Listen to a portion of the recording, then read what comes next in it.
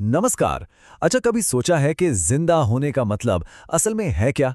आज हम जीवन के इसी सबसे बुनियादी सवाल की तह तक जाने की कोशिश करेंगे। तो पहला सवाल यही है, हम कैसे तय करते हैं कि कोई चीज जिंदा है या नहीं? भाई, एक कुत्ते को दौड़ते हुए देखें तो कहना आसान है कि वो जिंदा है। पर क्या जीवन का मतलब सिर्फ हिलना डुलना ही है? शायद इतना सीधा नहीं है।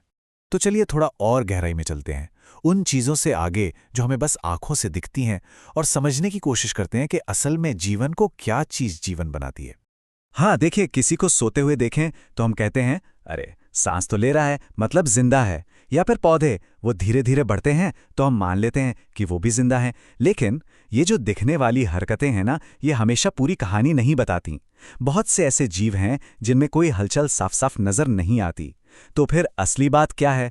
तो असली राज वो हमारी आंखों से छिपा हुआ है। ये सब कुछ होता है मॉलिक्यूलर लेवल पर। हमारी कोशिकाओं यानी सेल्स के अंदर एक लगातार हलचल होती रहती है, मानो एक डांस चल रहा हो। और जिस पल ये डांस रुक जाता है, उसी पल जीवन भी खत्म हो जाता है। इसको ऐसे समझिए, हमारा जो शरीर है ना, वो एक बहुत ही कॉम्प्लेक्स मतलब पेचीदा मशीन जैसा है। और हमारे आसपास का जो माहौल है, वो लगातार इसे तोड़ने की कोशिश में लगा रहता है। तो जिंदा रहने का मतलब ही है इस मशीन की लगातार मेंटेनेंस करते रहना।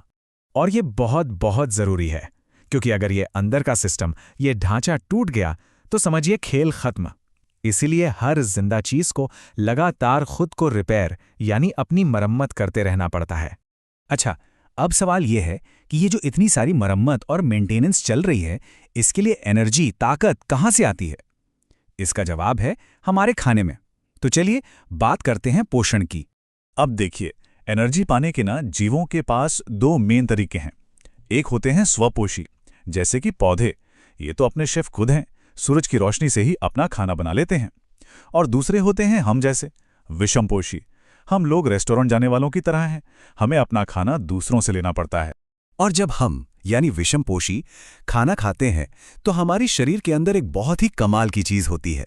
ये जो आप देख रहे हैं, ये है हमारा पाचन तंत्र।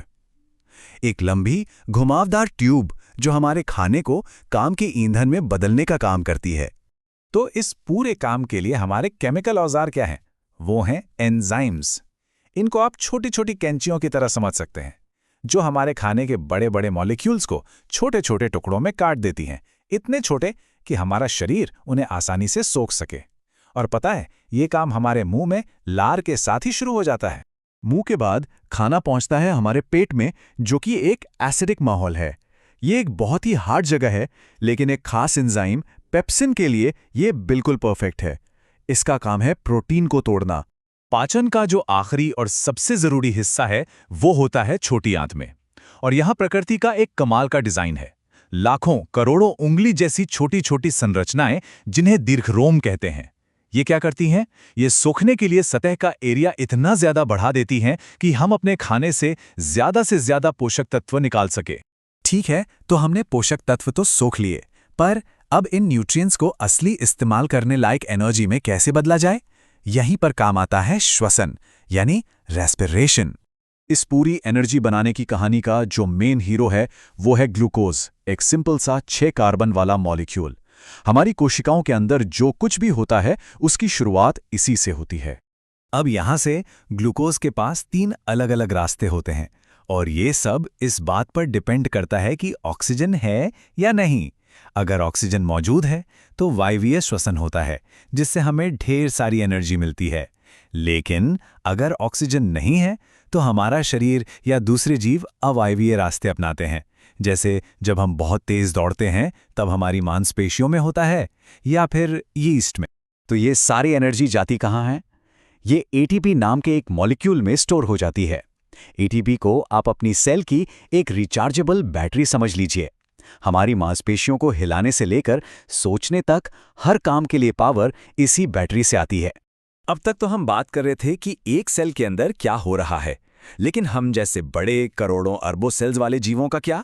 हमारे लिए चीजें थोड़ी और कॉम्प्लेक्स हो जाती हैं। जरा सोचिए, एक सिंगल सेल वाला जीव जैसे कि बैक्टीरिया, वो तो सीधे अपने आसपास के माहौल से ही सब कुछ ले लेता है, ऑक्सीजन, खाना, सब कुछ।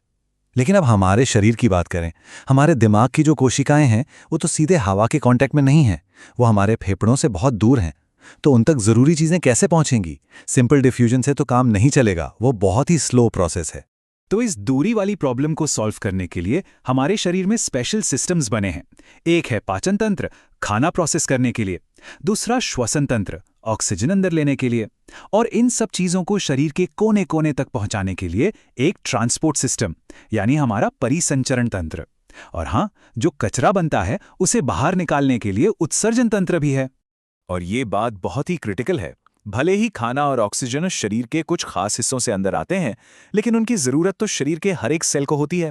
इसीलिए एक जगह से दूसरी जगह तक इन चीज़ों को ले जाने के लिए एक ट्रांसपोर्ट सिस्टम का होना बेहद ज़रूरी है।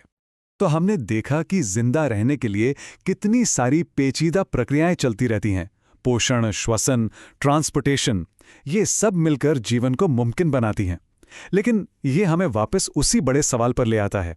ये सारी प्रक्रियाएं तो जीवन का इंजन है, पर वो चिंगारी क्या है? असल में जीवन खुद क्या है? ये एक ऐसा सवाल है जिस पर सोचने के लिए बहुत कुछ है।